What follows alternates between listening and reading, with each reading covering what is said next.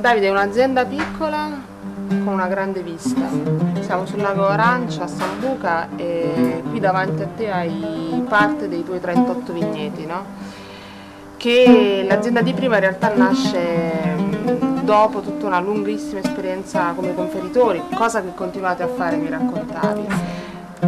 La cosa che mi incuriosisce è cosa spinge un conferitore di uva a rischiare in proprio e poi quindi a dar vita poi a un'azienda.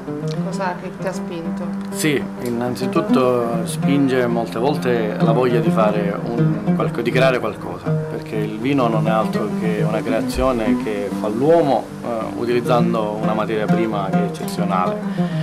Quello che mi ha spinto a fare il vino non è stato il business, perché non credo che sia l'obiettivo di nessun produttore di vino serio, ma è stato proprio la voglia di trasformare le uve e fare dei vini che lasciassero il segno nel degustatore, nel cliente finale.